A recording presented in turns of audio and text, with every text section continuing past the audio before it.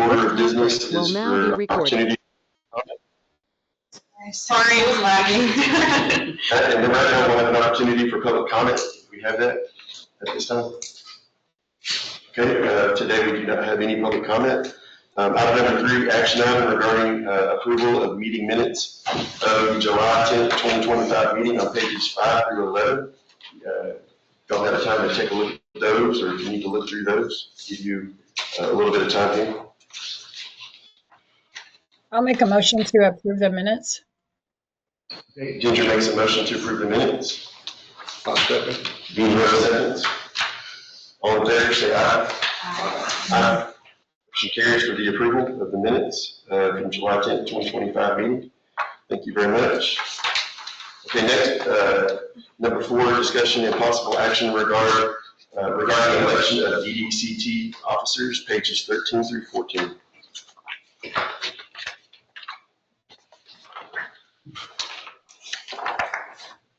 Okay, the DDCT bylaws stipulate that elections for officers are to be held at every October board meeting. The board chair and vice chair are allowed to serve for 2 consecutive one-year terms. Currently, both Chair Dr. Teddy Clevenger and Vice Chair Lindy Angel have served 1 year and are eligible for a second term. All other board members are also eligible to be nominated as officers. The duty of the chair shall preside on all meetings of the district and all meetings of the members of which they are present. They shall see that all orders and resolutions of the board are carried to effect. Vice chair shall, during the absence of the chair or in case of their ability to act, be vested with powers and shall perform the duties of the chair. The vice chair shall also perform such other duties and exercise such other powers as may from time to time be imposed upon, vested on by resolution of the board. Right now, I'll open this up for discussion. I make a motion that our presiding officers remain. Okay, Ginger makes a motion that our presiding officers remain, as mentioned, with Chair Dr. Teddy Clevenger and Vice Chair Linda Angel. Second. Okay, Dean Rose seconds it. All in favor, say aye. Aye. Motion carries.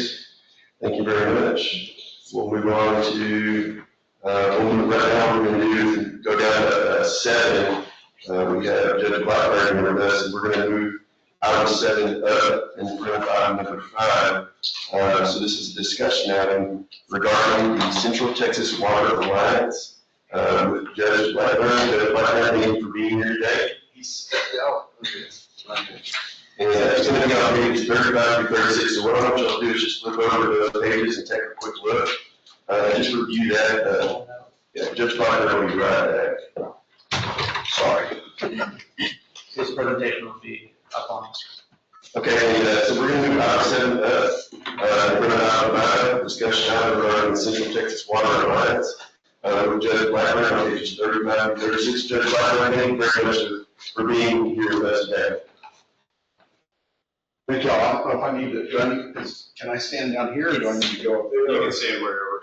Okay. The people online should be able to hear from the mics that are in the ceilings. Okay. If they can't, let me know. I'd prefer to stay down here rather than get up there. Thank you for the invitation to come and talk about water, which has been a hot topic, as probably everybody in the room knows. I've got a presentation. I'll go through the slides pretty quickly, but if you want to stop anyone and ask a question or talk about something on the slide or that might be coming up, if you didn't know about it, I'll be happy to do that also.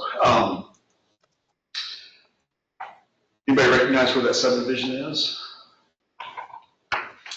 It's in the area. It's in Harker Heights, but it's a relatively new subdivision, not maybe a year or two old, but lots of homes, lots of lots. They're still building it out, and it's growth. I mean, that's really what it is, and it's certainly important to us. Police are important to us also. We certainly need public safety. We need fire suppression, and we need EMS and ambulance services. But as important as homes are, and police and fire and EMS, there's nothing more important than water. Nothing. Water trumps every one of those things. Because if we don't have water, you don't need any of that rest of that stuff because there's no people anywhere around. So water, to state the obvious, it's not a factor for us and for economic development. It is the factor for economic development.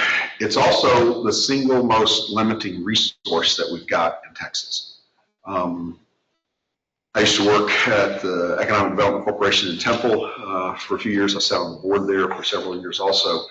And there were lots of factors that we went over when we were talking with a prospect that was coming to the community or wanted to inquire about it. And workforce was always high on the list, available workforce. But there was a whole long list of things they had, the location of the site, proximity to power, et cetera, all that other kind of stuff. But one of the boxes they had to check, and it was a box at the top of the list, especially if they had an industry that needed it, with water. That was always on their list also. And again, in the ED economic development world, they called it fatal flaw list, And if there was anything on those boxes that wasn't checked, it was a fatal flaw. They couldn't come. And water was always on that list. We're projecting that our unmet water needs for the state are going to exceed 4.7 million acre feet within the next 5 years. That's in water planning, that's the blink of an eye. That's now. That's right now. That means we don't have one coming up. We have one right now because it takes decades to plan and develop new water. It just does. So that's a huge concern. As big a concern as energy is. Energy it's a whole other presentation, but energy is another huge concern. And it's on the same timeline. And I've said in a couple of forums, I kind of think we're heading toward a perfect storm where water shortages and energy shortages are going to intercept. And that's going to create issues, not just for economic development, but for those of us who are already here.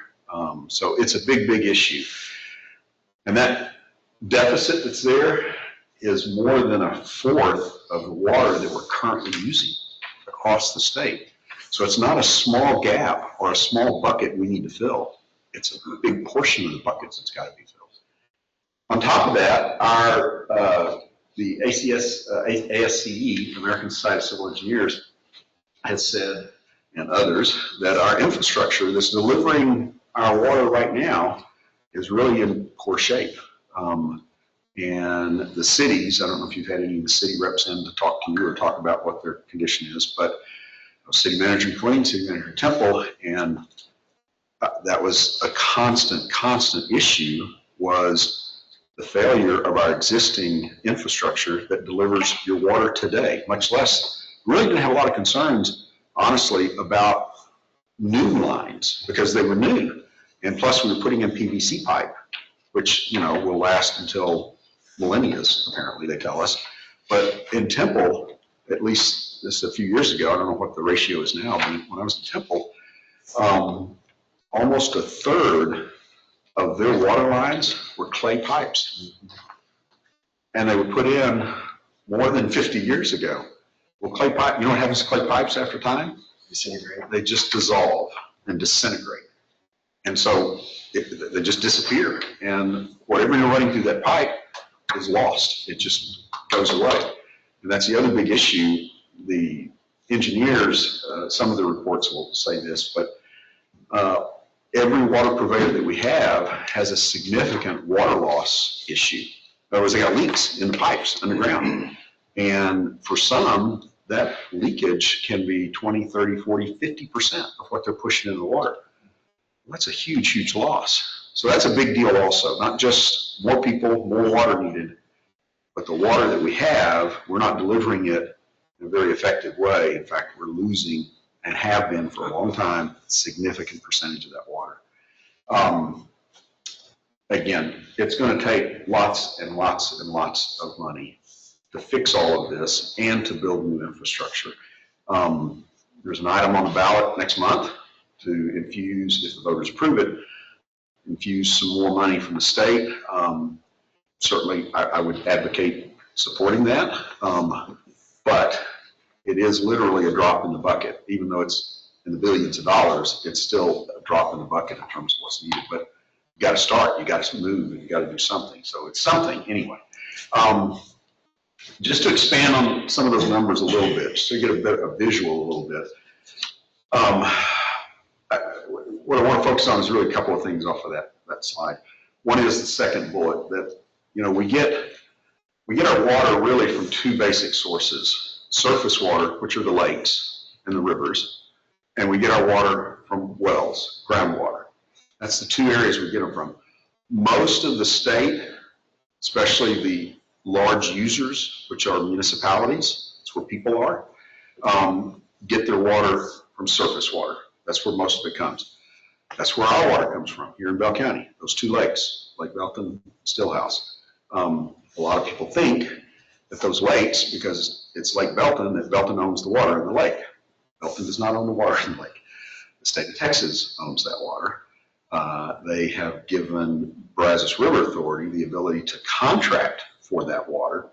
And how much of that water do you think is not contracted for? Zero. It's 100% contracted for, 100% allocated.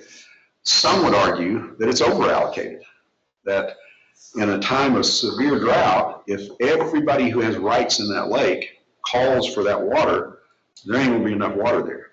I don't know if that's the case or not, but the point is, it's all allocated. So there's no water in the lake left to contract for, to get. And some of that water in Lake Belton, same thing with Stillhouse, some people have contracted for that water that have never had a pipeline, have never been able to draw that water. There's a lot of, politics going on about the folks to the south of us in Williamson County and this pipeline that's going to be built to help transport water south. Well, those folks down there for years and years and years have been paying for water rights in Lake Belton. And they paid for them with no pipeline and no infrastructure and no way to deliver that water. But they own, or they have rights to that water. But the point being, all of that said, and even reuse water, which is a big deal also. When we had the last severe drought, just a few years ago, there were multiple water purveyors around, I'm just talking Bell County, in Bell County, that have intake points in the lake, and they draw water from those intake points. There was more than one of those where they got within very close, like a few feet of the water level going below their intake point, which means, it's not as simple as, okay, just strap another pipe on, run it down. It's not that simple. But they were in danger of not being able to draw from the lake.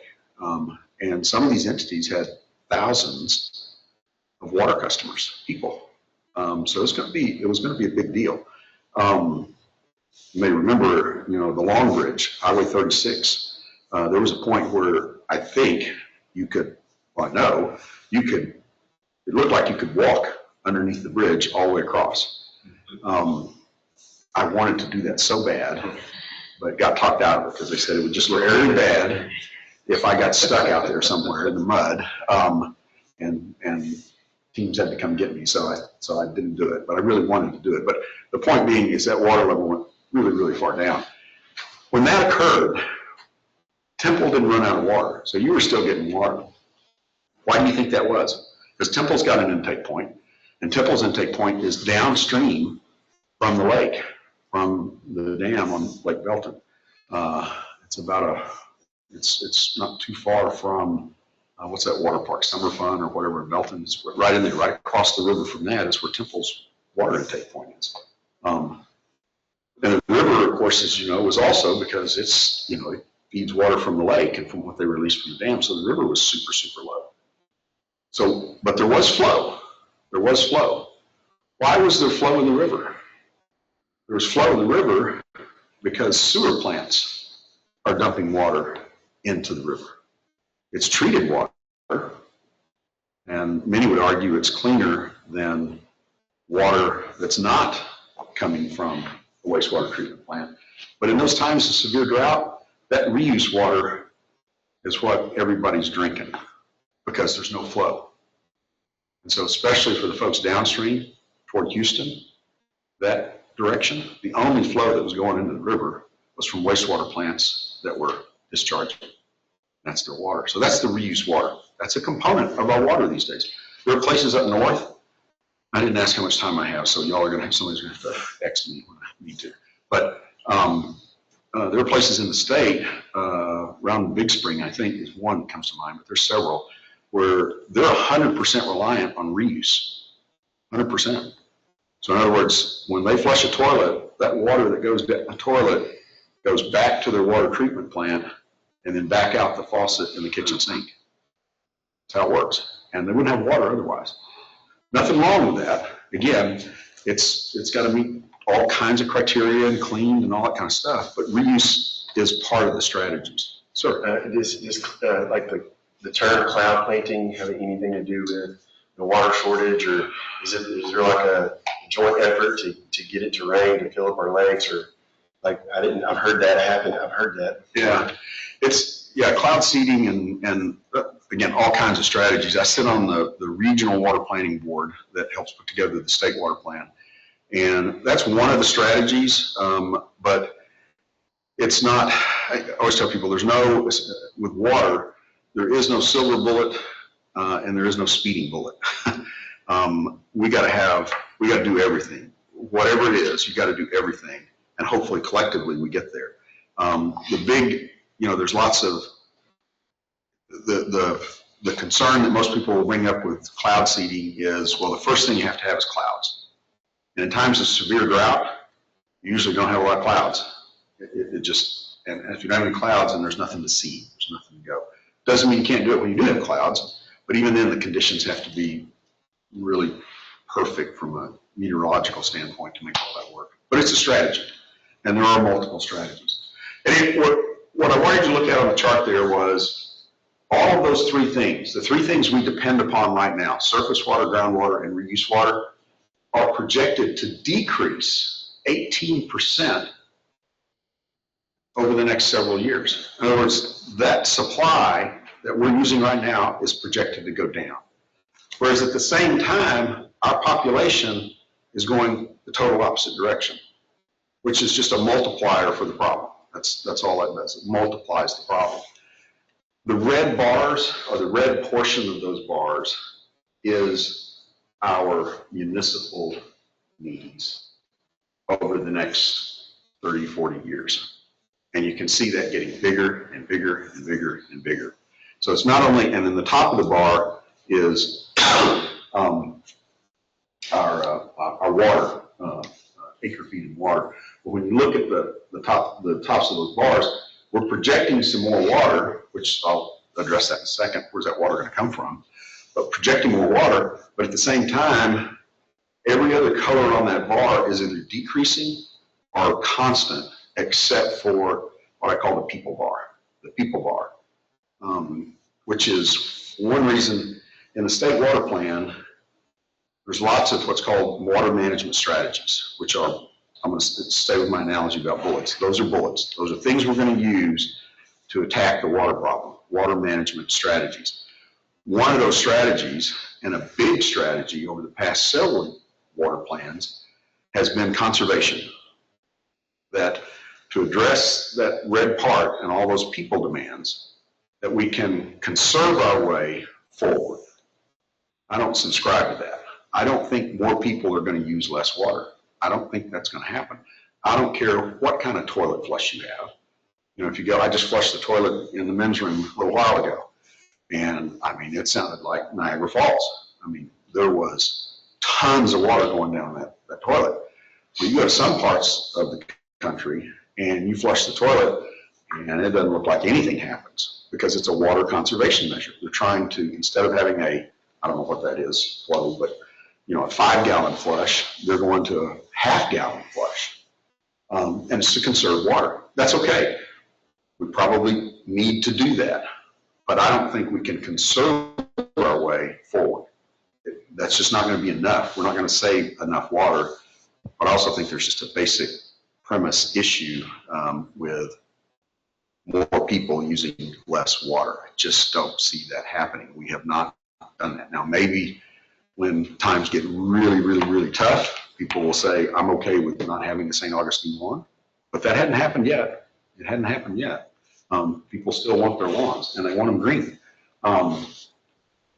So we're in, at the end of 2023, we were in severe drought. 79%, 80% of the state was experiencing that.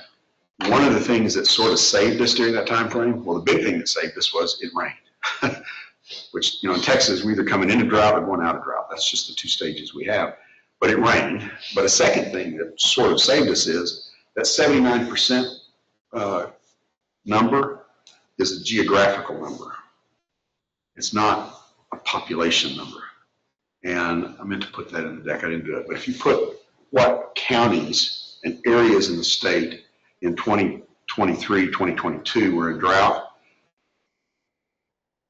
Harris County, Travis County were not in great shape, but they weren't like Loving County or Ector County or Potter County or any of those counties in West Texas that were in severe, severe, severe drought, where they were trucking in water to some of these places. The good news for that is, 82% of our population lives in I-35 and east. So 79% is accurate geographically, but it's not accurate in terms of where the population was. If that drought had occurred in the populated areas, a whole nother discussion, a whole nother level of discussion. And I suspect what would be on the ballot this November would be a number that would have far more zeros on it than it has right now. Yes, sir. Is your livestock just a small sliver at the top of those columns, or is it combined into irrigation? Nope, livestock is just that small sliver. And that's actually projected. It doesn't really show it very well on those bar charts. That's surprising. It is. Livestock is projected to decrease over the coming years. In other words, there'll be less and less need for that. And part of the reason for less water for livestock is that the thought is, just like with the bigger picture, is that farmers and ranchers are going to use less water to produce more. That's, again, a conservationist kind of strategy. Some of that's true, and I would argue that farmers and ranchers do the best job, do a better job than municipalities do of managing their water, because they know, they touch it, see it, feel it every single day. That's not true with you and I. We don't do that. We just turn on a faucet or, slip into the shower and think it's going to happen. Farmers and ranchers don't take that for granted, because they know they got to get water to the cattle. And they know that every drop matters out there. So when their ponds get low, they know.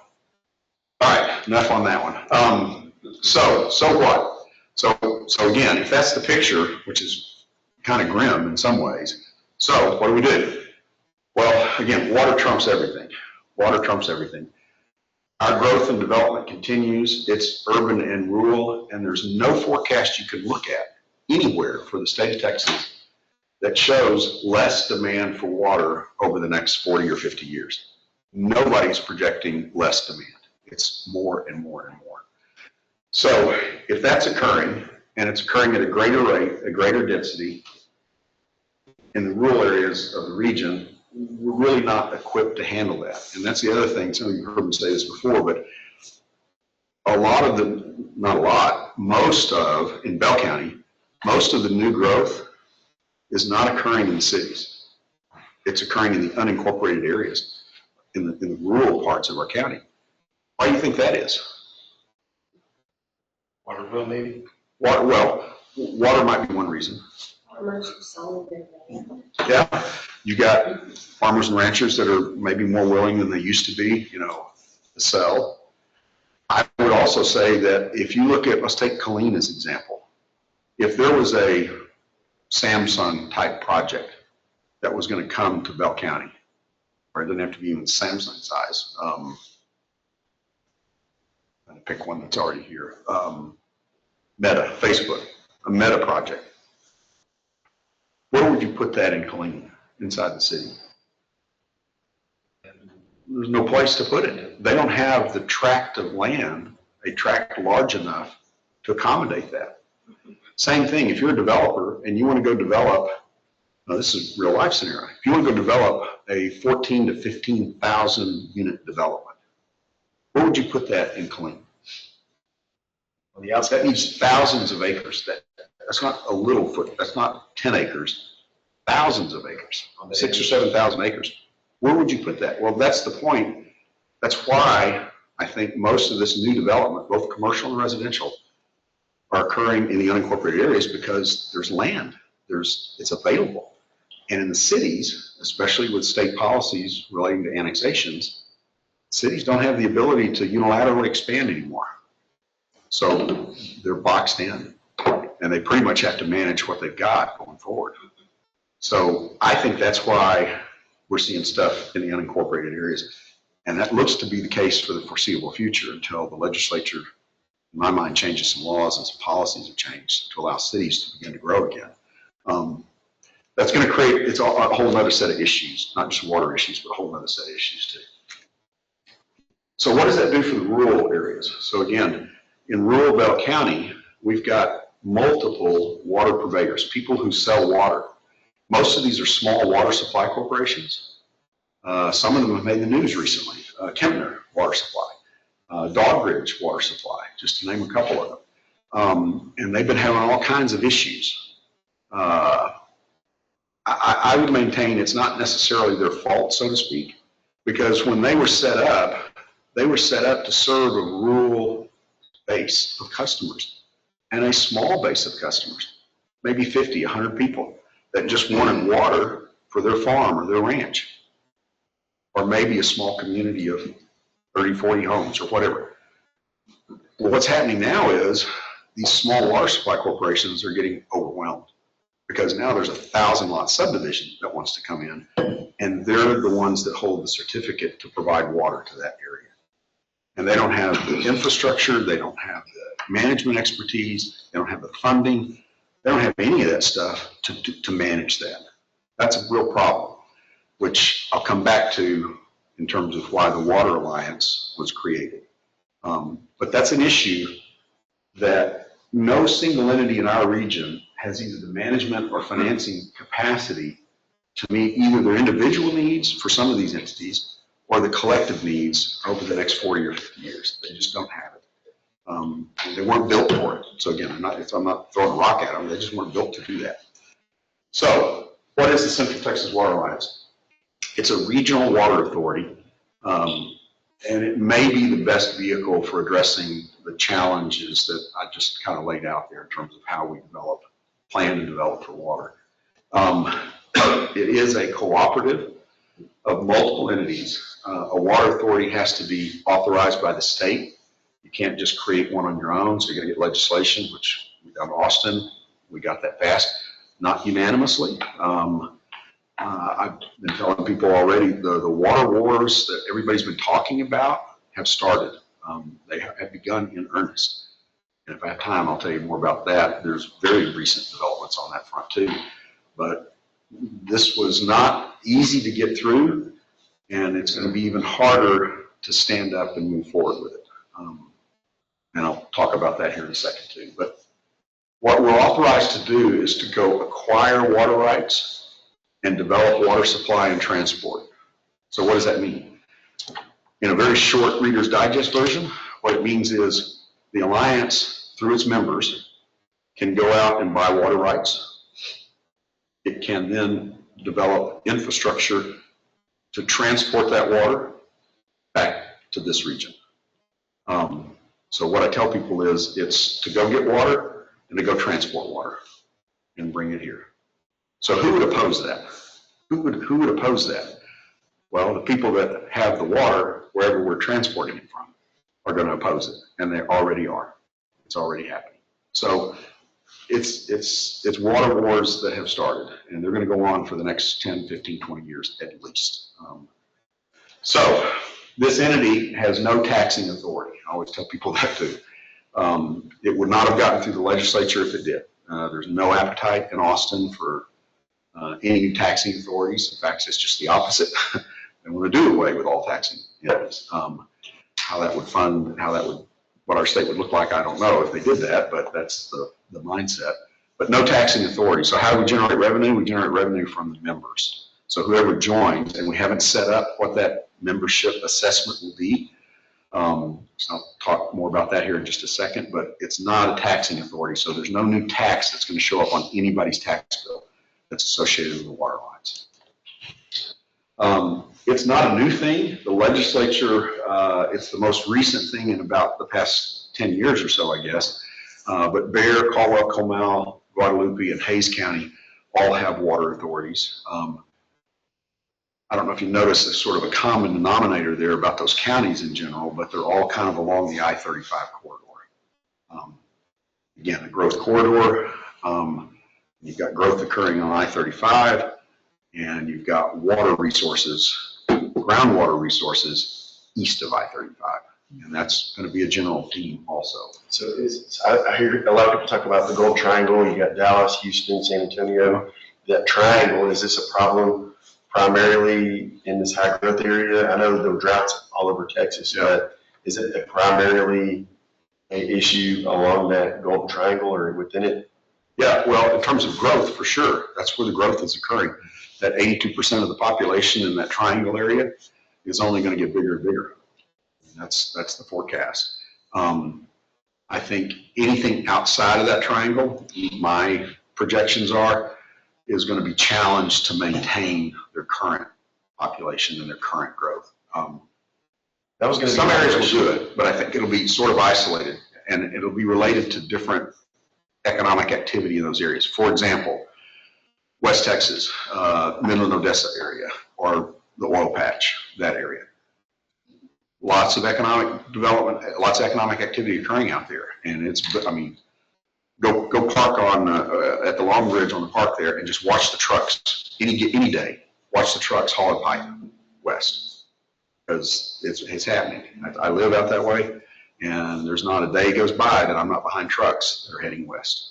So that pocket is going to probably hold its own. Oil patch has its ups and downs, always has. And I think they're going to figure out their water and how to manage that. But when you get out to places like, Loving County, I always pick on them because it's the smallest county in the state, 82 people. They got some real challenges, and they're going to just to maintain what they've got. Now it's always been a agricultural county, more cows there than people, but they're still going to have some challenges. Outside of the Midland Odessas, maybe the Lubbocks that's got, it's a hub or agricultural in the Panhandle, Amarillo the same way. But those hub areas will probably be able to maintain their course. They still got some significant water issues, but when you get beyond those areas, those folks have got some real challenges ahead. And you see migration. If you look at the demographics in the state, you can see migration away from those rural counties in West Texas. They're not growing, and they haven't for some time. So knowing that there's the demand for the water and the future demand that's going to increase, is there anything that restricts all the development of houses that are going to come in that says, hey, we're putting in too many houses, we're not going to be able to handle the demand of the water? Is there anything going on like that? Sure there is. Okay. Yeah, and has been for some time.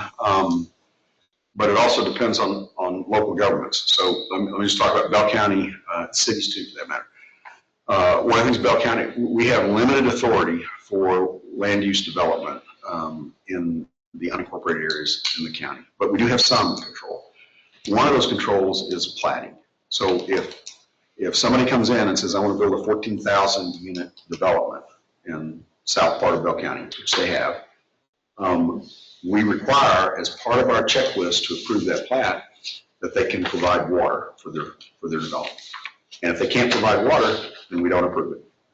So that those boxes have to be checked. The problem is, or the challenge is, even with that 14,000 unit development, it's Solana Ranch. You don't know what it is, but it's Solana Ranch. What they do is they divide their plats up. So the 14,000 development, which is ultimately what it will be with golf courses and all kinds of other stuff, is divided up. So the first phase may be 200 homes. And then the next phase may be 500, next phase 1,000, next phase like that. So what we sign off on is, okay, the initial 200 homes or 1,000 or whatever it was. And again, they've got a water purveyor that has sent us a letter saying we can provide this. I'm comfortable that when we look at it and we look at the water purveyor, that's valid and accurate.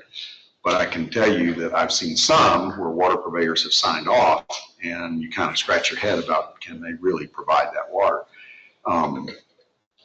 And there's two limiting factors for them in a very broad sense. One is, do they have the water rights? You know, if you sign off on it, you're saying I've got water rights, but you're also saying you've got water transport ability. In other words, you can deliver that water. And I think a lot of them are thinking, some of them, do they really have the water rights? And number two, they're hoping and thinking that they will have the ability to deliver that water when it's needed. Well, again, that may be kind of iffy in some areas. So there is some control there. How about the entity that's been paying but don't even have a line to go in yet or anything like that? Well, again, you know, some entities will say, look, we don't have it now, but let's say Temple, for example. Let's take a larger city or Killeen. They have water and sewer funds, revenue funds, that are separate from the property tax. They're supported by the rates that you pay. They can issue debt backed by that revenue. And so if they need to go build a line for this subdivision, they generally have the capacity to do that. And if it's going to be 2 years or 3 years before that comes online, they can get that water line out there. So again, that's the art part of all of this. The science part is kind of easy to deal with. Whether or not they can provide the water and whether they can provide it in a timely manner is a little bit more iffy, or at least uncertain than the other part. Judge, another component also, in addition to having the, and you know this, but having access to the water, and delivering it, you still have to treat it. And so you have to ensure that you have the capacities of treatment facilities. For sure. Water treatment is a big deal. Water treatment plants, you got to have, and they're built to a certain capacity. So even if you have water rights, and even if you build a pipeline, you got to have the ability to treat that water. So there's a lot of factors involved there to get it there and to make it work. I was going to touch on this in the when we go over the legislative updates, but I did notice that there's HB 2559 that's looking to incorporate these restrictions on development moratoriums. So it makes it essentially harder for municipalities to pause their subdivision growth until they can update their public facilities and whatnot. So I guess my question is there a way that we're able to encourage or prevent certain types of development? You mentioned, you know, the golf course, right? And obviously golf courses are desirable, and I love the golf, but that's a lot of water use that isn't probably the best use. Is there ways that the cities can affect that to kind of lean or encourage developers to wait? Yeah. The short answer is yes and no. From a city perspective, more ability to dictate the terms of a development or what a development's going to look like. From the county standpoint, almost zero ability to impact that. We can approve the plat and say, okay, and they present the plat, but we cannot dictate, you know, if somebody wants to come in about the country, if somebody comes, if my next door neighbor sells his land and they want to put a sausage rendering plant on that land, the county has no ability to stop that. If whatever that landowner wants to do with that property, they can do. So same thing with a golf course in that respect. It can come in. I would say this, and I play golf too. Every new golf course that I've read about or heard about is, I would argue, they're kind of in the same category as farmers and ranchers. They are super attentive to the water demands. So I don't know of a new golf course now that is not using reuse water. In other words, they're they're not using potable water. They're not drawing from the lake. They're trying to figure out ways to reuse their water and use water that is in essence discharge water for the golf course. They create wetlands on the golf course, for habitat purposes, all that kind of stuff. I don't view golf courses, again, I play golf, so I'm maybe a little biased, but I don't view them as big bad, ugly things in terms of the water world if they're developed and managed properly. Worse than the golf courses, in my view, much, much worse, is homeowners in cities. Collectively, when you put all of that together, these front yards and backyards that we've got are the culprits. It's not the golf courses, because they know the value of water. But as individual homeowners, you and I sometimes don't, and I would say many times don't. And so just ask the cities whenever whenever they put water restrictions in place, how, and I've been on the receiving end of some visits and phone calls from people that are livid about not being able to water their yard. And many of them would say, I don't care what it costs. You tell me whatever it's going to cost, I'll pay. Money was not the issue. What I always try to convey is, you're right, money is the issue. It's water that's the issue. But they think the more water that they use, something, the lower their price should be. And it's just the reverse. The more water you use, the more it's going to cost you. So it's a reverse deal. But all of that's a challenging area for sure. But in the unincorporated areas, the county has very, very little impact or ability to impact the actual development or use of that property. So, I'll try to get through this quickly. I think I've already gone way beyond. The Water Alliance, there's a map that shows I just do a big circle around the entities that have expressed interest and support. It's a pretty good swath of people. Population-wise, it's running about 650,000 people. So it's significant in terms of the number of bodies that are interested in 6 counties, again, across Central Texas. What will we do? What are the initial projects? I get asked all the time. I think early on, these are 2 broad areas, and I'll tell you what, I got another slide that'll say more precisely what I think the first projects are. But the Alliance is going to be about going out and securing water rights. We got to get water rights.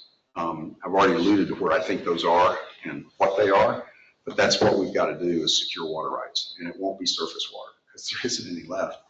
And then we've got to help these entities plan and develop the transport, the treatment, the storage, and the delivery of that water. But those are 2 very big, broad objectives, but those are going to be the 2 sort of mission statements for the Alliance.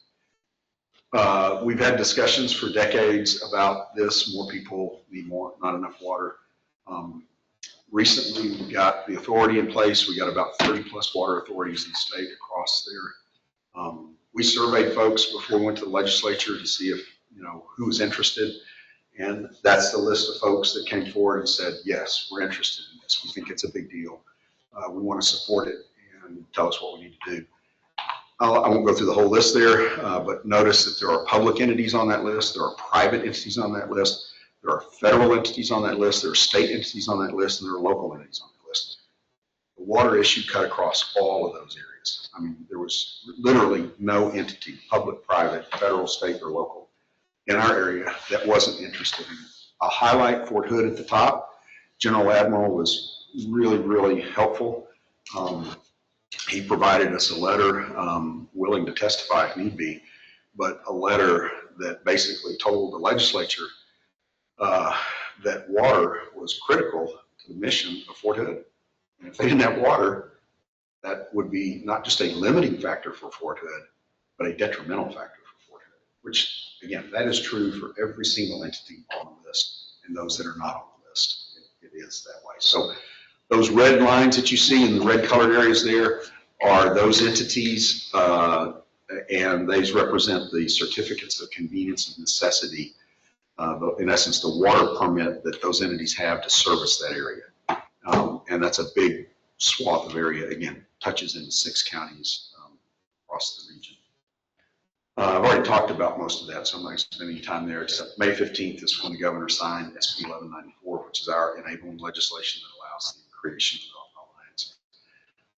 When you file the legislation, you have to have what's called sponsors, and these initial sponsors are then the initial board members for the alliance. That can all change as we get our bylaws set up, as we get stood up, but there has to be an initial board set up. And so the bill says there are 4 sponsors, and that within a certain number of days, that board must meet and begin the process. That's the 4 original sponsors for the bill. Clearwater Underground Water Conservation District, Bell County, McLennan County, and Bell County WCI number 1. Bell County WCI number 1 is the largest water purveyor in our region. They have over 300,000 customers. They service Fort Hood, they service Killeen, they service Belton. It's the big water purveyor in the region. So that's our 4 initial board members. We've had 2 meetings since we've been stood up. Those meetings were organizational in nature. We've started accepting applications for membership in the Alliance. As you might expect, that list that I showed you a few slides ago is the people that are applying for membership in the Alliance. They're doing so without knowing how much membership is going to cost, which should make a statement in and of itself. But they're making applications. We've not admitted anybody yet or accepted any applications because we're still getting our bylaws drafted. Anticipate that happening in the next month or 2. We'll adopt the bylaws and establish a budget and a framework. Some people have asked, what's the budget? How is a budget created? Well, those 4 sponsors have all pledged money up front. Bell County pledged $50,000. McLennan County did $50,000. WCID, I think, did 50, and I may be misspeaking. Clearwater, I think, did 25. There, we've got some money to get us started. I'll talk about what we use that for in just the next slide. Maybe. One of the next things we got to do is appoint a general manager or an executive director. We got to have a staff person that will start the charge, so to speak. We anticipate that to happen this fall.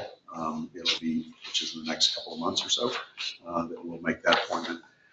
First actual real project will probably be a needs assessment, because before we go out and acquire water rights and before we go out and try to identify pipelines and transport infrastructure and all that kind of stuff, we need to know what the need is.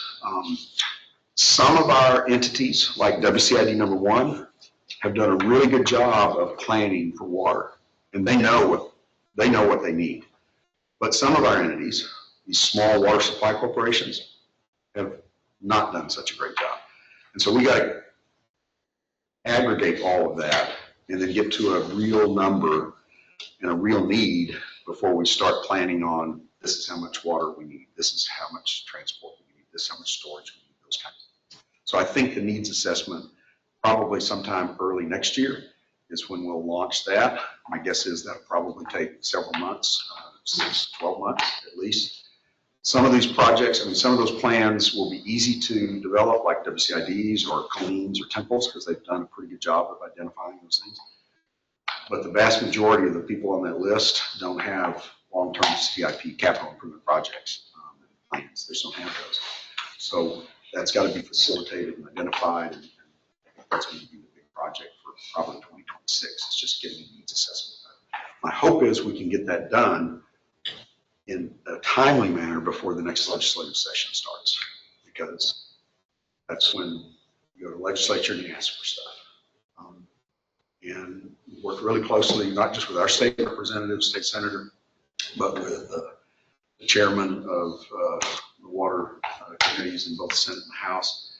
They're very supportive of an alliance and an aggregate of entities coming to them asking for funding versus one entity. They want to see a holistic approach to a region. And so I think we'll be in a much, much better position.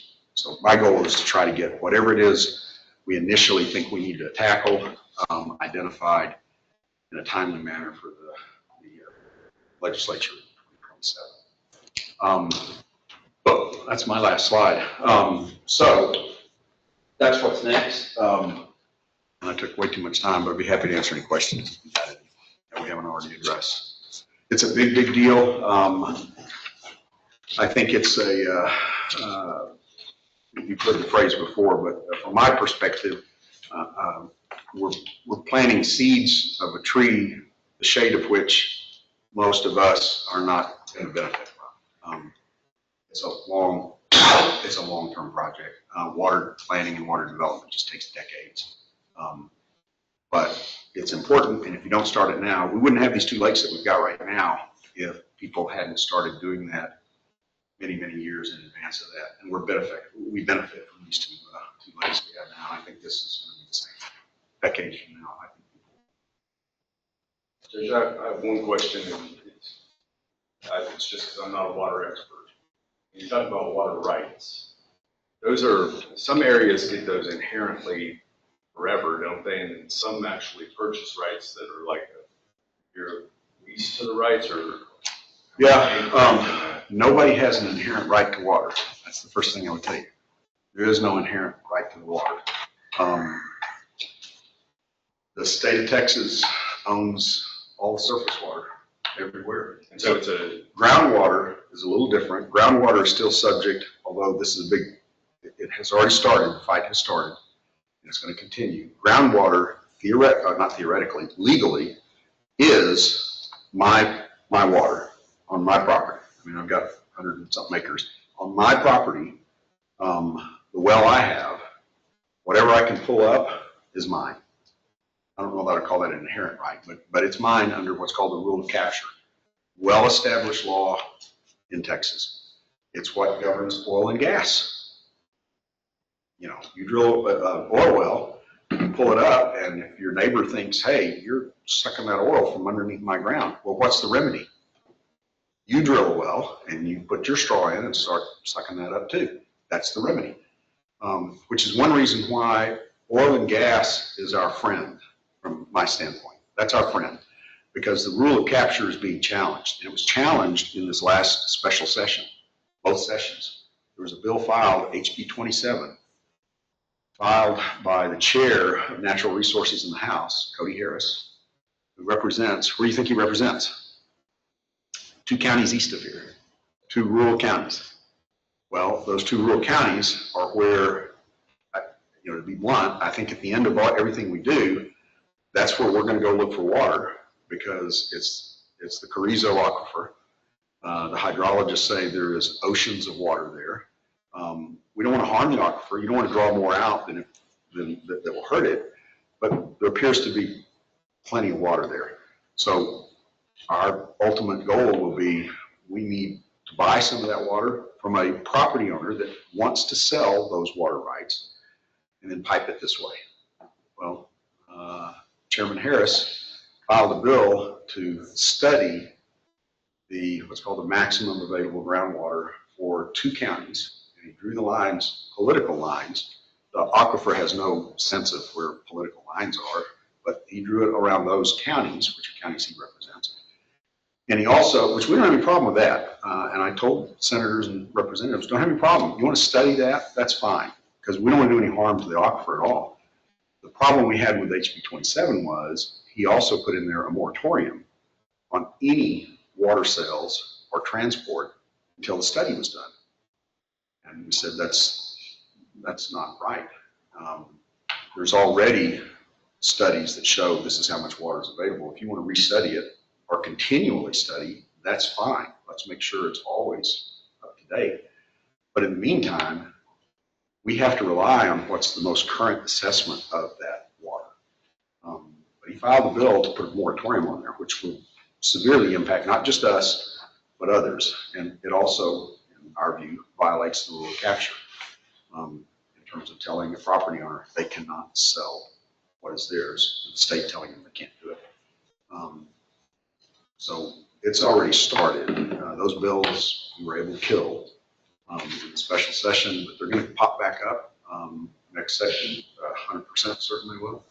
And we've got to have, I didn't put this on the what's next stuff, but I think part of what the Alliance has got to do at the beginning is have a legislative strategy for protecting current law that gives us the ability to go acquire and transport water. Because if that gets eliminated or restricted to the degree that that bill was going to do, that's going to create some real issues for us, but I also think it creates real issues for the oil and gas industry. Because if you start messing with dual capture, you're going to mess with them. They were on our side in the special session also. I don't anticipate that will grow. I don't know if I answered your question or not. You're right. I think I was really just. Inherent, isn't it? Yeah. Groundwater, there is a right. Property owners have a right to that groundwater.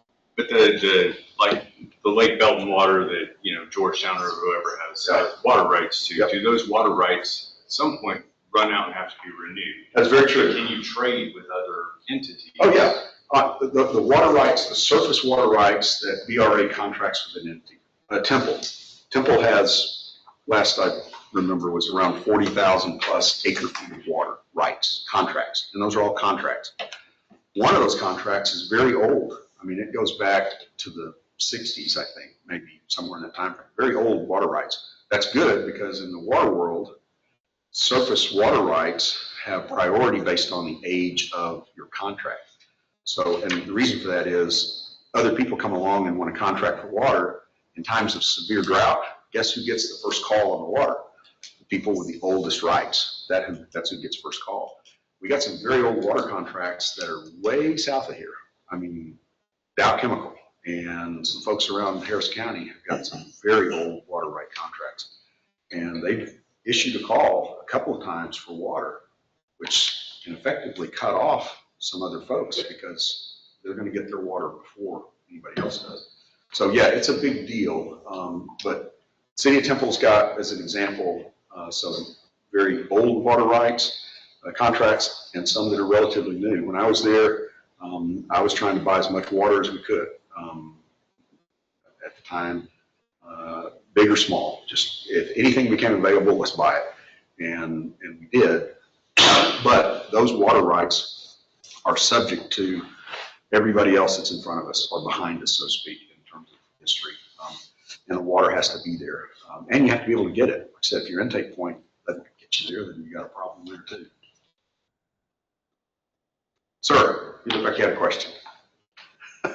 Thank you. Yeah, we appreciate the knowledge and the information. Does anybody have any questions or follow-up questions? It's a big deal. I'll leave you with this. Just we tend to not think about water until we don't have it, until there's drought, until it's not raining. Just like we don't think about flood control until there's a flood, and then we think about flood control.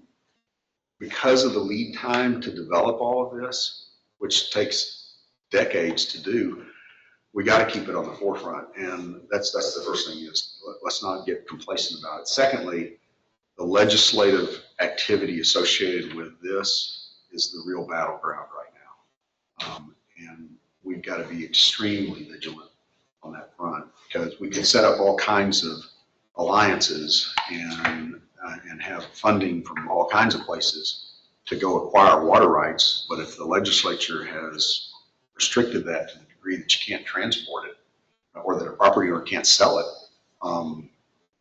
then that's going to create a huge, huge problem. So it really comes down to that group of individuals at the Capitol, the chair, how that gets run. Well, we're going to, like I said, I think I'm probably going to add, that needs assessment is a big deal. We have to do that. But we're also going to have a legislative strategy and a legislative approach. Because that could just shutter everything we're doing. So the needs assessment is going to be irrelevant if we can't go acquire water. Doesn't matter. I know a developer in Bolivar that before Hurricane Ike had several developments, prestigious developments in Bolivar, and he acquired the water rights commercially and was supplying that entire peninsula to the community. So there could be an incentive for someone to go out into this geographic area where your reservoir looks more prolific and actually drill the well just like you would be drilling an oil and gas well. Mm-hmm. Oil and gas you can drill one well every 40 acres and 467 feet from the lease line. So a man could, or a company could go into the water business if he had the right property to drill on. Sure. And that might be a source. Well, You might encourage that kind of economic activity. yeah, I would say it's being done. It is being done. You know, we have, I forgot how many, but Clearwater here is a groundwater control district, basically, approved by the voters. They're a taxing entity, so they have a tax rate that they set. And they set rules on the development of groundwater. Not every place in the state has a groundwater control district. Williamson County does not have one. So it's kind of the wild, wild west in Williamson County. Whereas at least in Bell County, we do have some regulatory authority that helps manage, like oil and gas development, manage that to some degree. Which again, from a water line standpoint, not opposed to that. We want good management of that groundwater. But we also don't want to impede property owners' rights that they have for that groundwater. And that's a balance that has to be struck. Is there, as we've talked about inside the state, is there any reason to try to go outside the state to bring water in? Yeah, to me, that will be driven by cost, economics. You know, it's kind of like desalination. We got a whole big gulf of, I don't know what the name of it is today, but there's a big body of water, you know, out there, and you can desalinate that and use that. And there are communities along the coast that are exploring that, trying to get there. There are some desal plants already in operation. Can be done. It's just very expensive. So kind of like just where's the tipping point? Same thing for out of state, going out of state. When water becomes, when it's X dollars a gallon, that might be a viable strategy. Just go look someplace, go to Minnesota and build an Alaska oil pipeline thing that goes hundreds of miles from a place that's got an abundance of water and pipe it in. Right now, the economics don't seem to make that work, especially in my view, with the groundwater resources we've got that can be developed and not harmfully developed, but can be developed. But at some point, maybe, again, no silver bullet, lots of different ways to get there. I'm confident that all that said, as bleak as I started all this with, I am pretty optimistic that long term, Texas will figure it out. We'll figure it out. I think we're going to pay more. I mean, it's going to cost more. My kids, my grandkids are going to be paying more than I paid. But I think we'll figure it out. Thanks for your time today. Thank you, Dean. Very good. I guess we're moving on to discussion and possible action regarding membership and bylaws, 15 to 31. Let me just.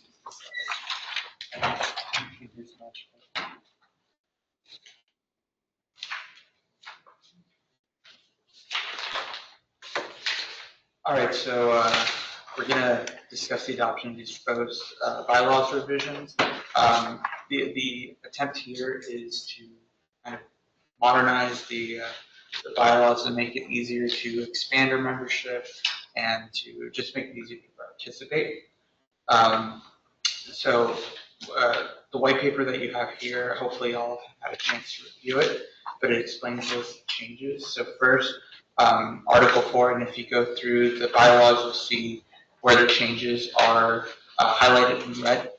Article 4 seeks to broaden beyond just having counties and SICTOC to incorporate economic development corporations, municipal development districts, industrial foundations, chambers of commerce, and other organizations. What we're looking to do is to encourage counties to appoint members to represent both the municipal needs and education needs, and give the board a little bit more authority to name members and bring on approve appointees. So as you can see there, under Article 4, subsection 2A, the highlighted red there says individual applicants not appointed by an eligible entity may apply directly to the board. Applicants must provide either a letter of support from elected official within the DDCT region or a letter from a recognized community, business, or institutional leader. In absence of such a letter, the board may approve an applicant by majority vote if it determines that the applicant's participation will strengthen geographic and sectoral representation. So the purpose behind that, right, is to bring our contacts in the region, people that you guys feel would be a valuable asset for their input here on the board, and you know, get more diverse voices to kind of highlight the issues that our area is facing. Additionally, the other modernization that I'm looking at is just clearly defining the term limit. So that would be in section 4 of the, or sorry, I'm getting ahead of myself. So going to section 2, yeah, Article 5. I combined Article 5 with Article 4 there just because it was one of those kind of redundancy things, but here it's just adding that we're going to do our best efforts to make sure that we're balanced representation from across the districts, and later on we'll see the other changes are regarding a quorum video conference, and it's just making sure that we're clearly stating that members are able to join us from anywhere so long as they're participating you know, via teleconference, and explaining more what the continuing on their we're expanding our ability to remove members, I guess, when necessary, if you know, we need to reach a quorum to continue going. It's going to be a lot easier if we're able to kind of have control over who's on and who's not. Finally, there we have the election of officers and staff, the rules concerning that. Officers limited to 2 consecutive terms with eligibility or start after a 1-year break. That means that we're able to have some continuity, but we're not necessarily having to change our leadership constantly. Most of these changes really are just to fall more in line with state regulations and just best practices regarding bylaws. For example, the language modernization. It's really just making it a little bit more readable. These changes aren't super broad. They're just ones that are hoping to make it a little bit easier to be more effective. So if y'all have any questions, I'll be happy to answer. You know, I think I've heard a lot of people talk about how we've always struggled to possibly have a quorum, and and then 2, just, you know, asking questions of, like, you know, why don't we have as many members on the board, and could we possibly open it up to more entities within these counties? And so, I mean, I guess I just like to open up discussion on, you know, what y'all like or maybe dislike, but what you like about the membership under Article 4, Section 1. Does anybody have any discussion on that part of it? Dean? I just noticed possible typographical error in the document, and I wanted to bring it to your attention. Sure. On this page where Article 5 starts, at the top of the page, there's a section C. A director must notify DDT staff in writing of their selection of an individual to serve as a proxy for future meetings. Proxy voting is allowed if the proxy is an incomplete sentence Yeah, that Something's left out there. that was supposed to be erased. That was an oversight. I'm in general also all for expanding the board and expanding participation.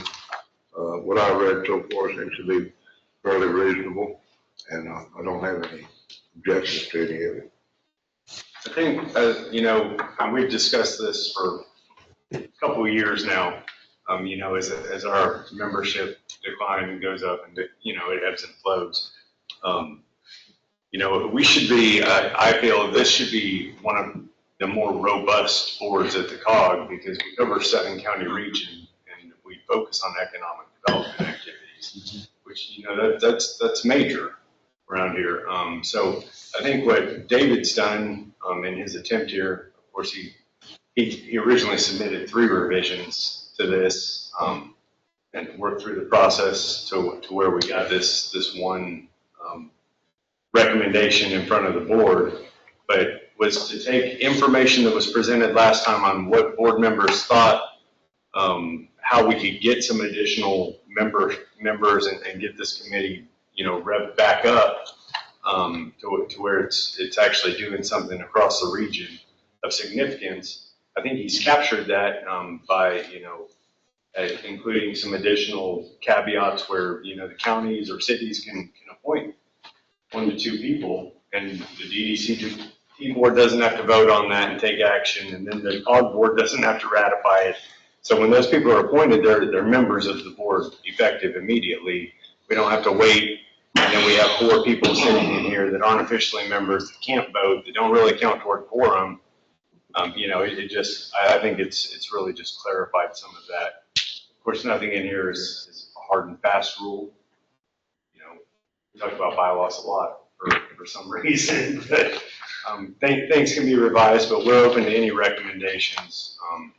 Like I said, this is really his first shot at putting something together that he captured from watching the videos of what the desires of the board were. Yeah, I think this version out of the 3 is a blend of all 3 different versions of the membership and bylaws, but it does take an existing membership bylaws and I think just tweaks it a little bit and gets it headed in a little bit more of a direction that's going to allow for more membership and allow for the ability to have a quorum for each of our board meetings that we do have. I like the idea that we can attend virtually or in person. I like chair being here, of course, but I do like the idea of being able to attend virtually. With how busy we can get at times, and especially people that have to drive a long distance to get here. I like the idea of 50% plus 1 with the mix of virtual and in-person attendance. I think is awesome. I do like the idea too of opening membership up and just kind of saying in there that we would love somebody from the school, we would love somebody from the city, and making that a standard. Now whether that happens or not is different, but making that a standard practice for us that we try to include those people, and the idea that somebody can get appointed with a letter. I think that just allows. I think it allows for business to be conducted at a more efficient rate. But I'd like to open it up for any more discussion. If anybody has any questions or comments or anything like that.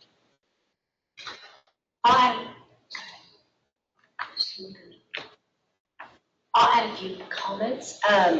So I have the historical perspective because I was staff on the COG when this board was created. And so back then, the creation of the development district was because EDA, if you applied for an EDA grant and you were in an eligible district, your local match was discounted by a certain percentage. And so the COG created the district, a former district went away.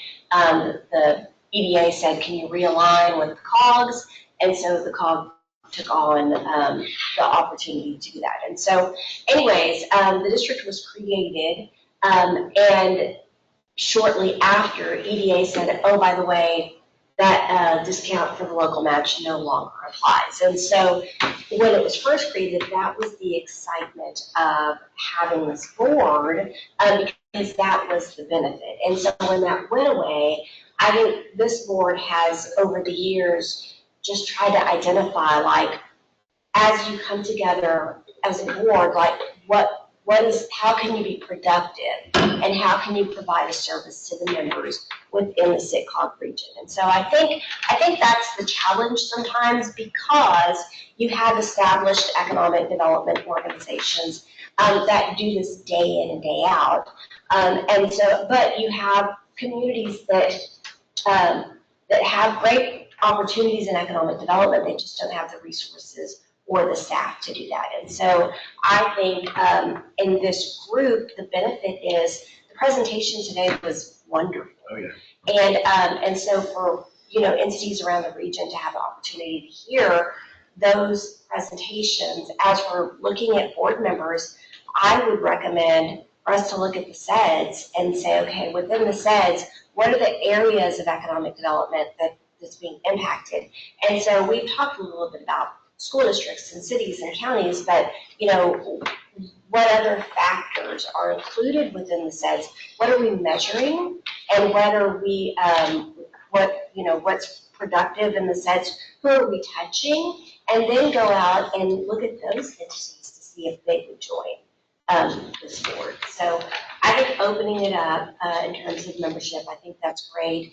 I think also, I would say, this is just my thought, if our elected officials or our leadership understand the value of this group, for instance, on K-Tempo, you have members that serve on the policy board and the technical committee because they've been appointed, they've been asked by their city leadership to serve that role. And so, having those discussions again might be helpful also. So that's my 2 cents. Thank you. Anyone else would like to add to the discussion? I guess I definitely, I see where this coming from, where part of the objective here is to, even bring private individuals with vested interests in their business in the community to come in, because no one has their pulse on, or their finger on the pulse of their community more than we're actually working and serving. So those are the kind of people that their input would be the most valuable to have here, especially as we're going into the CEDS revision, right? Like, and we'll get to that. I don't want to get ahead of ourselves, but That was great input. As we get into this conversation, that's something we can definitely explore and look at, and maybe a way to branch out and make it better for sure. Dean?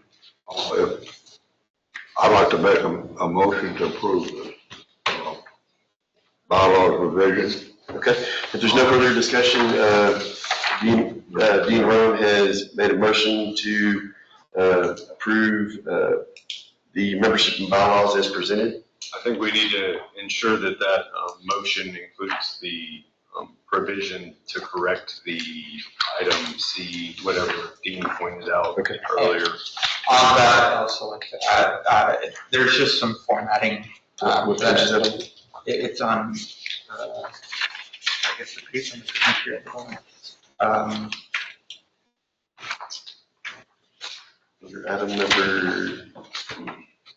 Item number 4. Under Article 4? Yeah, Article 4, and then subsection 2B. Are all the ones in red changes? Those are the highlighted changes, yes. So to that motion, I'll go back and fix the formatting. As you can see there, under B, there's bullet points, and then if you turn the page and it's letters, and so it's just a formatting oversight. So that'll be fixed. So do we want a motion with corrections? Okay, so Dean Rome, Dean, I'm sure pointed out the correction that's needed. So in your motion language, would you like to approve the membership and bylaws as presented with stated corrections as stated in the presentation? Yes, sir. Okay, Dean Rowe makes a recommendation to approve the membership and bylaws as presented under the caveat that the corrections that were pointed out are corrected. We would need a second. I'll second. Okay, Cynthia makes a motion, or seconds that motion. All in favor, say aye. Aye. Okay, motion carries. We have a new membership and bylaws. Thank you very much for the time and effort in getting that out. And thank you all for the discussion to help make it even better. And I'm sure it won't be the last time. We'll be revisiting it for sure. So next we'll move to discussion item regarding the 2022-2026 Comprehensive Economic Development Strategy CEDS implementation on page 33 and 34.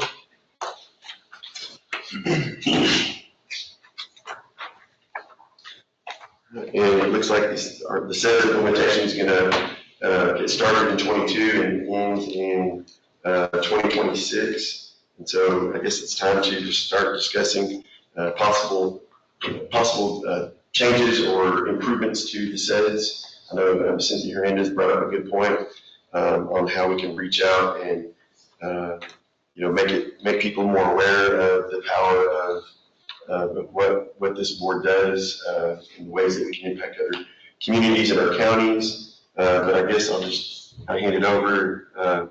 Sure. Yeah. So, I'm fairly new to the organization, just coming up on 2 months now. And I've been learning a lot. I'm really excited to be here.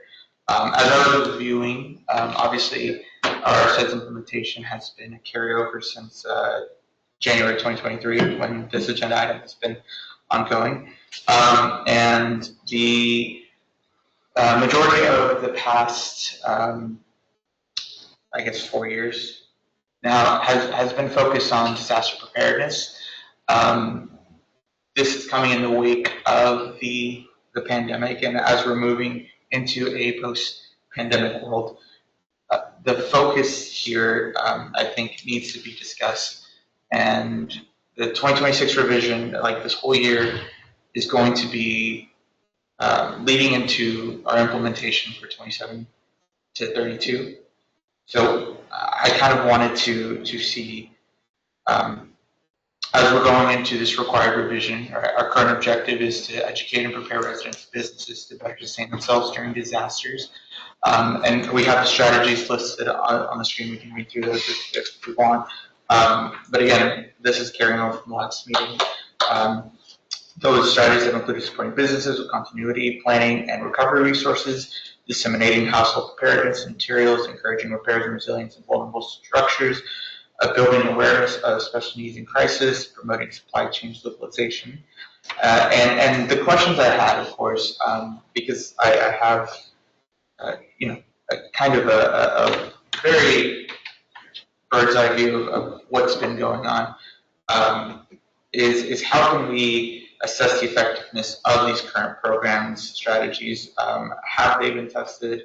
Do we need to plan something to regionally test the success of our implementation, or where are the items that you guys have been seeing these successes? Identify those areas and begin a discussion about what our priority is going to be for the next CEDS cycle. Obviously, what I was looking at was we got to find ways to keep our talent here, to keep the people who are growing up in this region, to invest in this region, to diversify our economy, and as we saw from Judge Blackburn's presentation, it's going to be incredibly important to take our use of resources into account. And we'll get to the legislative updates as well, but one of those that I wanted to note that would be valuable to have in mind is that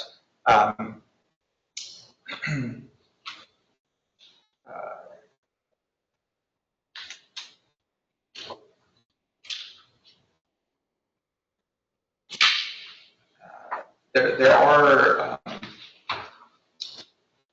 proposed changes coming up that are going to require better and more stable long-term planning, such as the one regarding the development moratoria, simply because that's going to impact our ability to react to changes or situations that come up, as well as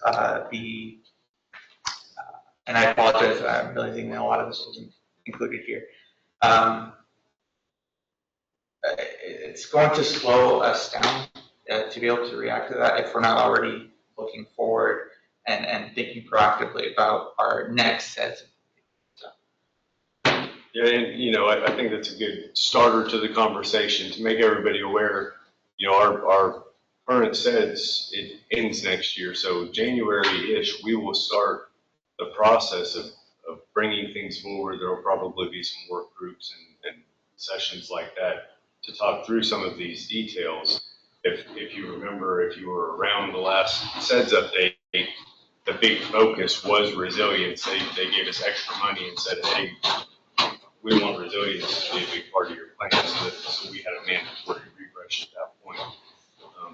So there may be additional things there may be additional requirements and information sent out by EDA prior to January that we can share.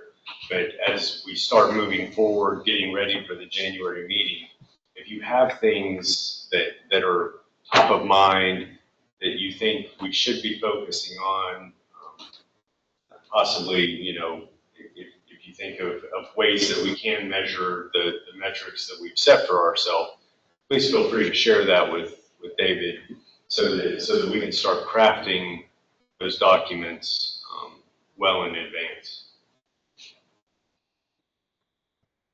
Well, I remember during the creation of that document, we discussed decentralizing some of the disaster preparedness efforts, taking them out of central locations in Bell County and moving them into the smaller residential communities to make them more self-sustaining. Some of that resulted in funds that were available for cities to improve, like backup power generation with their diesel power generator systems, to improve their communications, templates for how to set up command posts. I don't know how well that was implemented in the smaller cities. It's kind of hit and miss. But with the freeze disasters that we had, communities were isolated, and they were without electrical power for up to weeks, or 1 or 2 weeks in some instances. So I think looking forward, we have potential for tornado activity. We have the potential for fire activity. We're kind of north of the hurricanes. We have potential for localized disasters due to domestic terrorism. We have potential for electromagnetic type attacks that affect our electrical systems. And cyber attacks that impact the internet, which impacts your ability to do a lot of things with that internet. and that's the communications to the citizens is one area where we could continue to improve. Like in our little community, we have a telephone telephone service, and also a few places on the internet that you can check the city's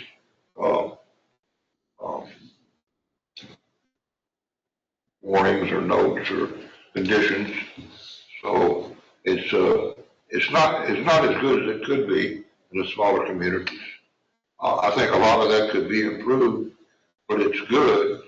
And of course, when you look at disaster preparedness, you look at all the way down the road, like these crackpots in Russia talking about, you know, having a nuclear exchange.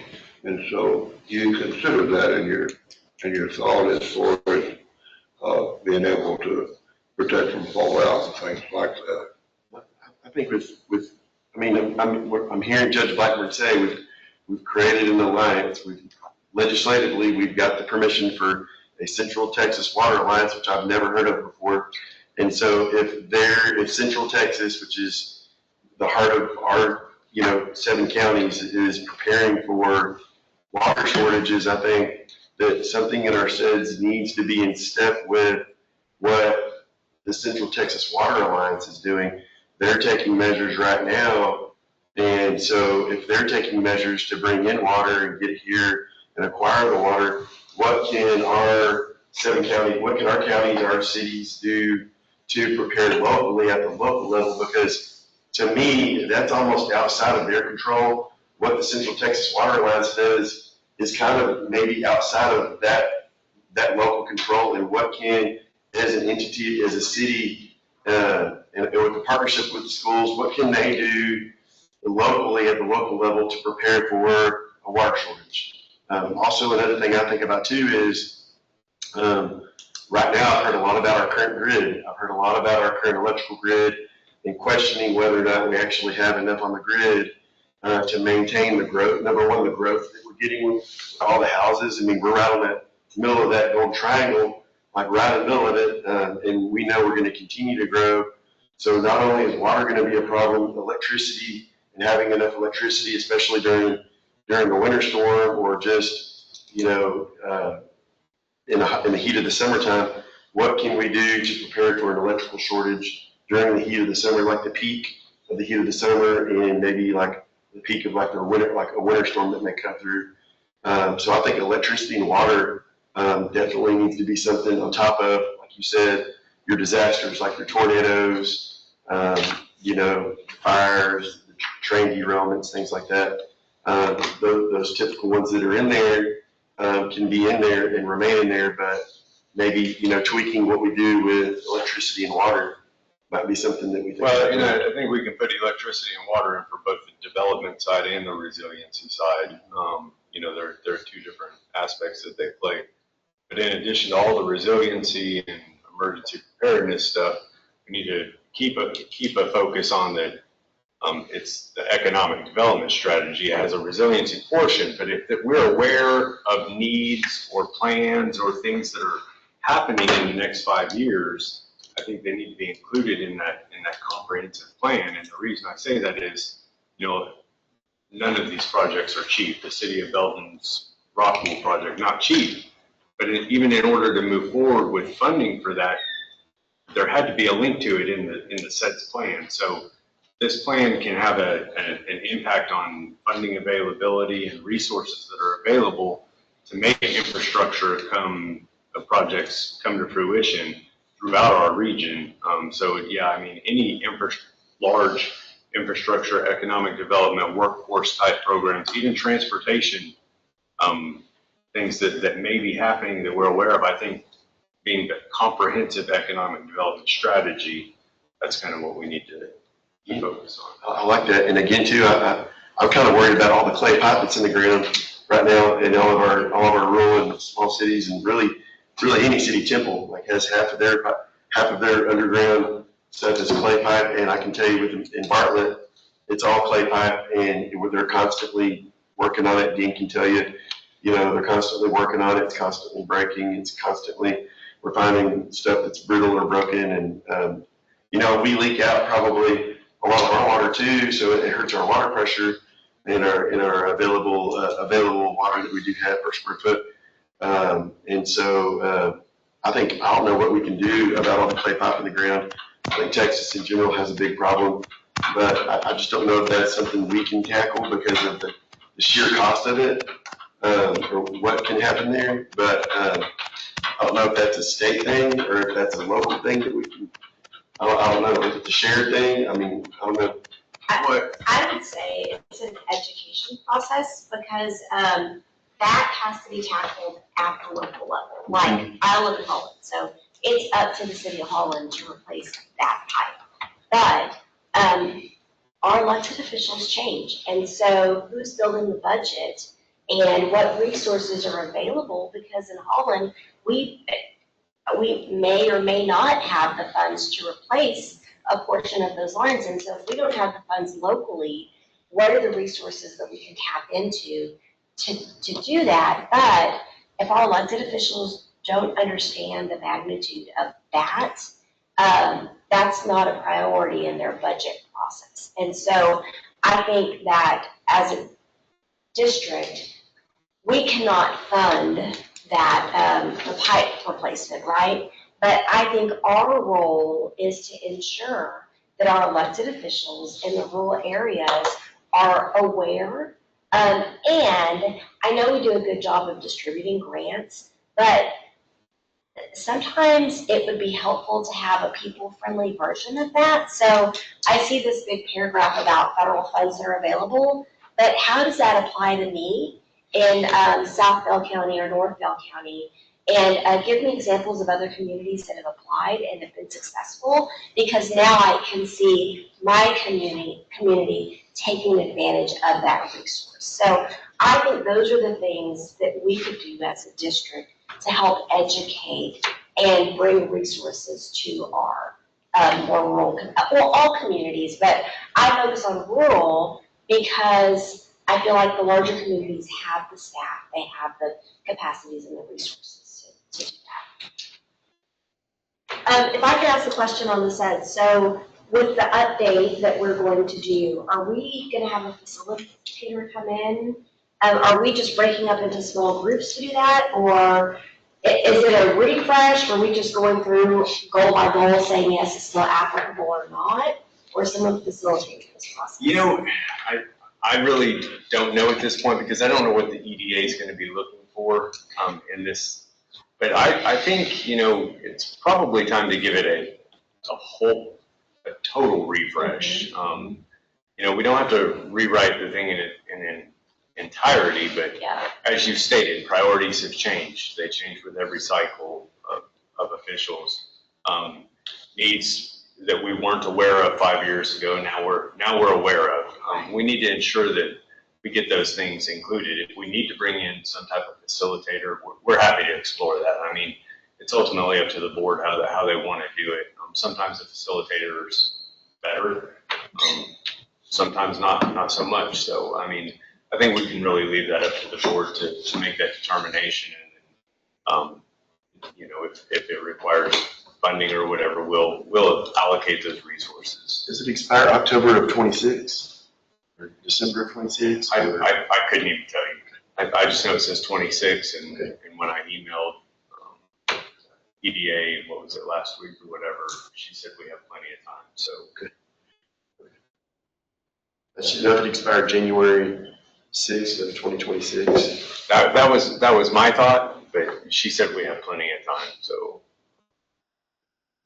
we'll definitely have more information on this, other than the standard reading that giant chart that we used to present every time. I do know that a lot of the other COGs in the area are beginning to come to the same cycle, and a lot of municipalities too are updating their master plans for the next 10, 30 years. So I think it'd be good to kind of get an understanding of what's going on there so that we're able to better align ourselves with the needs of these towns and counties and overall just be more effective. We meet quarterly, right? That's 4 meetings a year. That's a lot of decisions to make in 4 meetings, particularly as we're heading into this economic development plan revision. So yeah, the more information that we have on what the region needs, the more effective and the more we can do in those meetings. So yes.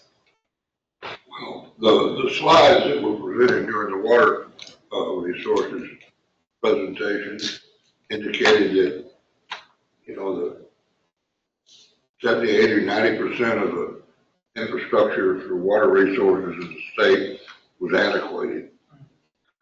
If you take our situation in Bartlett again, a main water supply well drilled in the 1940s, secondary well drilled another 20 years later. So, you know, you're looking at infrastructure that probably costs $6 or $7 million to replace, and you know, is going to eventually collapse internally. It's all automated, yeah, all automated, yeah. And the same thing about same issues with replacing groundwater pipe incrementally when they can get grants and can afford it.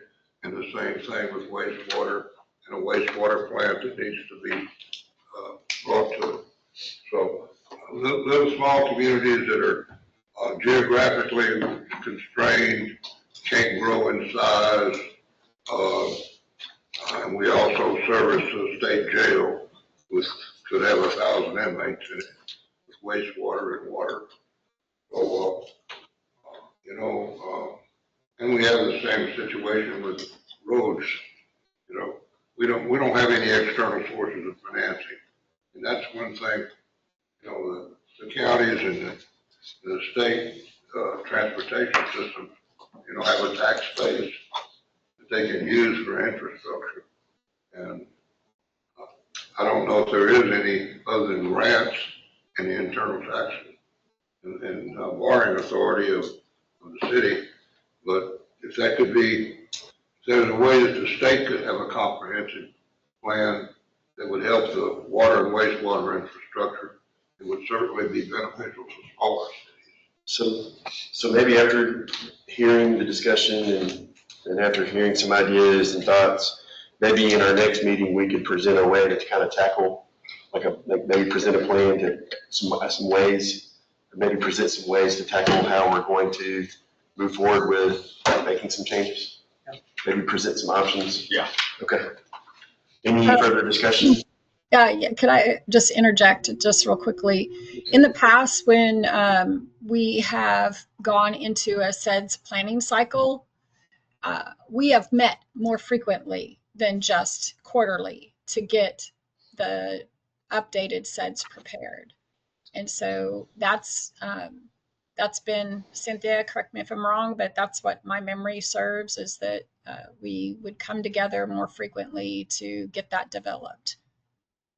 Yeah, Ginger, that's correct. I was thinking that as well, yes. So would we need another meeting before October, or before our next quarterly meeting?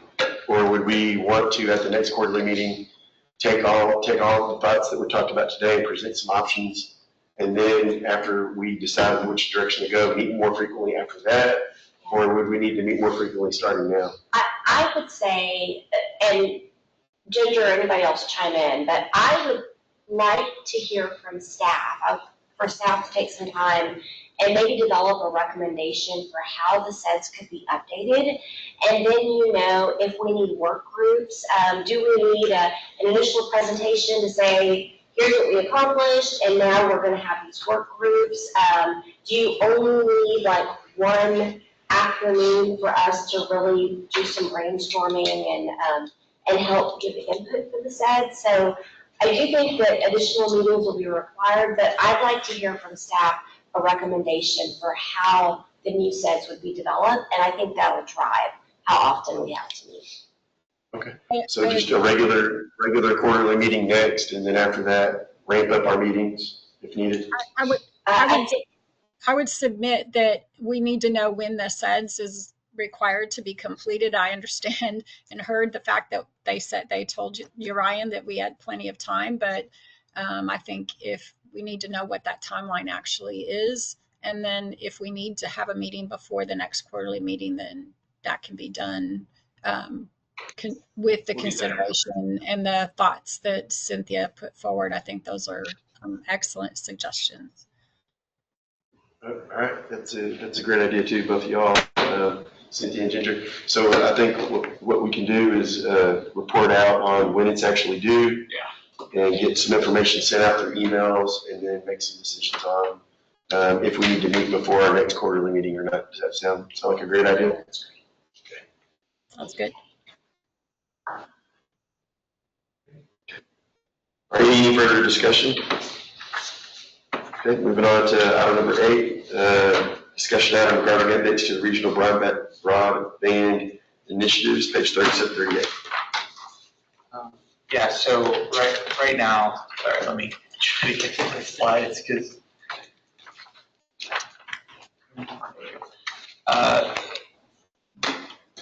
the updates really are kind of carrying over from the last meeting, but there is new funding available with the Texas Middle Mile program.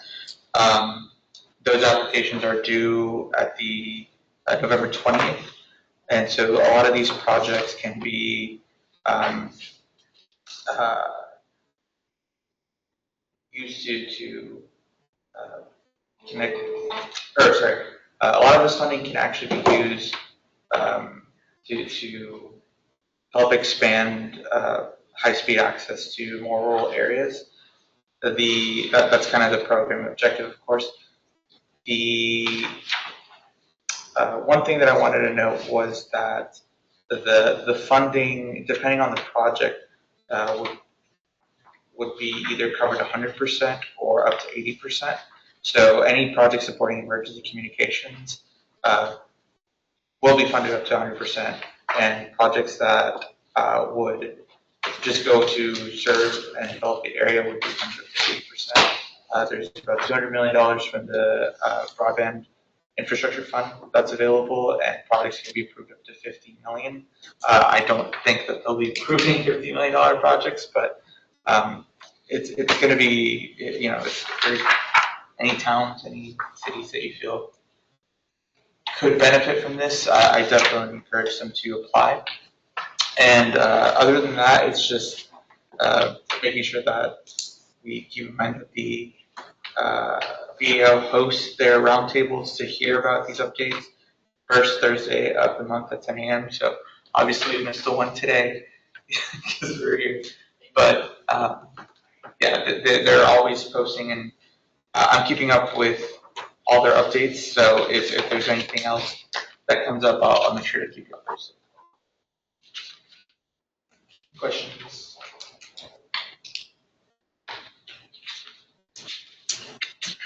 All right, there's no further discussion or questions. Moving on to number 9, discussion item regarding legislative updates impacting economic development, pages 39 through 40.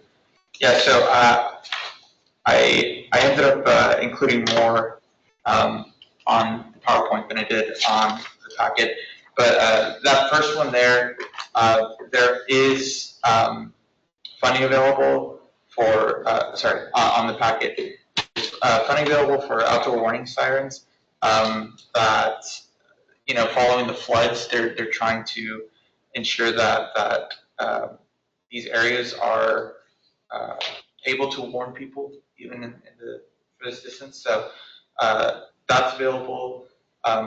The first one is SP 1851. This one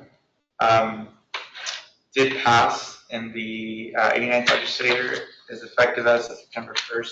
So the law is really incentivizing timely audits. Our regional cities should budget for auditing services and schedule them early because this is really the first kind of penalty that they're looking to apply to cities that fail to file on time. Going to SB 1173, this one is increasing, or at least the goal of this one is to increase flexibility and reduce administrative burdens to smaller cities. This means that you know, this is just trying to keep up with the inflation. Costs have gone up, so allowing bidding requirements to go higher allows us to contract, you know, get better quotes and have more transparency. This is the one that I was referring to earlier whenever Judge Blackburn was presenting, was HB 2559. So this one is looking to restrict the use of development moratoria. It's requiring that before a city implements a moratorium on development, there has to be 2 public hearings, and the council has to be 3/4 of a vote. These are only lasting 90 days, and then after 1 extension till 180 days, the city cannot impose another moratorium for the same area for 2 years. So this is going to curtail flexibility for cities when it comes to problems, when it comes to their development. So it's going to be all the more important for us to stay on top of our long-term planning and prepare for the growth by investing in that infrastructure.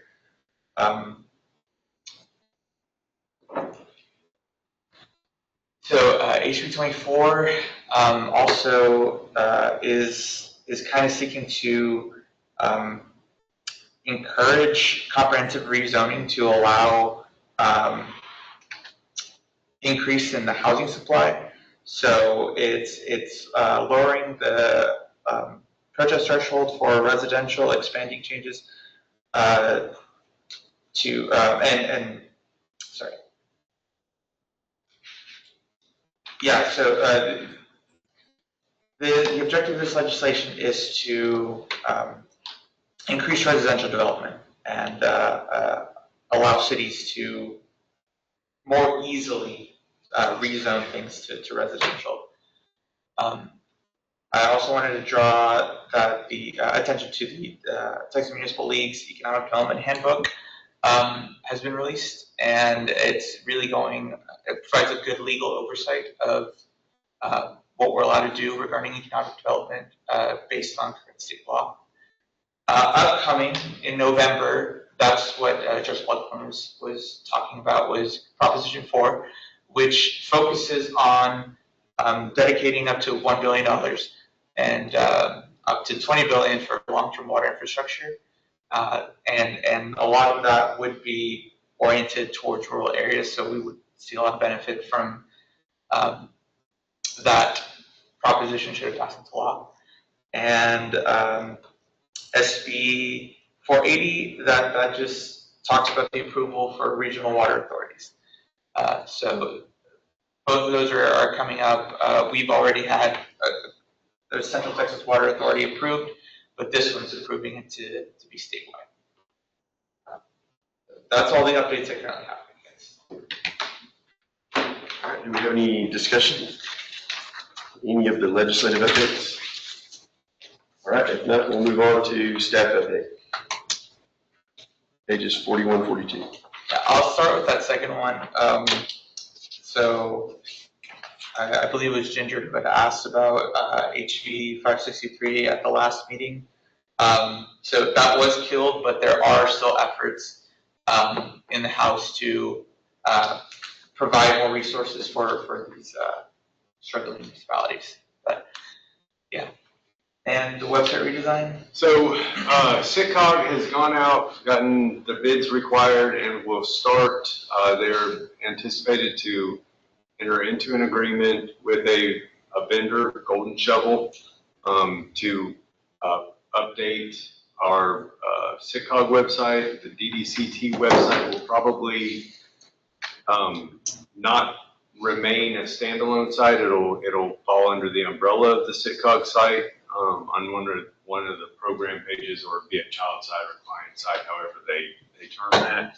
And then there'll be also the KTempo site. So it's a joint effort across the COG and all of the COG programs to get this done. We are aware that there is a requirement for ADA compliance to happen prior to April 2026. So we're working to ensure that all of our programs meet that compliance deadline. And speaking with the vendors, the vendor Golden Shovel, it looks like it's about can be anywhere from a 12 to 22 week process. So hopefully we'll have some additional information on that as we kick off these meetings and get the new websites underway. All right, any questions about that? Okay. If not, we will go to item 11, Board of Director comments. Do we have any comments? I have a couple of things I'll share. First of all, thank you for the TML handbook information. I wasn't aware that was out, and I use that often. So we're an economic development corporation funded by a sales tax, so that's one of my many go-tos. The Comptroller's Office is having an update 2025 Economic Development webinar series. So for the economic developers, I know Ginger and Jim, I think, is on the call too, and I can't see who else, but we're required, if we're funded by sales tax, we're required to do sales tax training every other year. But if you don't do that training, this will talk about MVDs, EDCs, if you're creating a tax increment reinvestment zone, Chapter 3, and all the different tools available utilizing taxes for economic development, the JEDI program, property tax abatement. This webinar will provide you information on those tools. So that's on October 8th. The Comptroller is offering that. So that's one thing I just wanted to make you aware of. The other thing, Can you share that with us and we can get it Yes. sent out? Yeah, I'll send it. The other thing is there was some discussion in here about power. And I believe it is October 21st. There is a Central Texas Energy Summit at A&M Central Texas, and Encore will be making the presentation. I know we've talked about the 745 line, I think it's what, 765 line, maybe that's coming through, and that's part of a bigger initiative. But Brian Lloyd, who is the Vice President of Encore Electric Delivery, will be making a presentation at A&M Central Texas, and Ryan, I'll send that to you. Yeah, I'd like to, As I'd like well. to go to that. But I think that'll be interesting. For the 21st. October 21st at 11:30, and I'll send this flyer to you, Ryan, so that you can share it. We'll get all And that David, yeah. drafted in the follow-up email. Okay, I'll provide that to you as well. So I just wanted to make you aware of those two events. And then on a local comment, Belton celebrates Manufacturing Day. It's the first Friday in October. And so we'll actually kick that off tomorrow. No, not tomorrow, next week. This has been a really long week. Next week on October 7th, we're actually partnering with Belton ISD, with the workforce, with several industries. We'll have about, City of Belton will have about 150 Belton high school students that we'll be working with, and they'll tour about 6 different industries. Not all of them. We'll break them up into groups, but we have 6 partner industries participating, and they'll go tour and see manufacturing operations, learn more about manufacturing occupations, and then we'll have lunch here in Belton, workforce, Temple College, and some of our industries and our mayors will participate on presentations and hands-on activities for our high school students. So we're always excited to participate. It's a national initiative through the Manufacturing Institute. And this will be, I think, our 6th or 7th year hosting an event in Belton. So that's what I'm brag on. Good deal. Well, that's awesome. Any other board of director comments? Ready? Our next is to, other business is next meeting date, Thursday, January the 8th, 2026 at 9:30 a.m. And at this time, our meeting is adjourned. We need a motion for the meeting to adjourn. No. Our meeting is adjourned at 11:33, Thursday, October 2nd.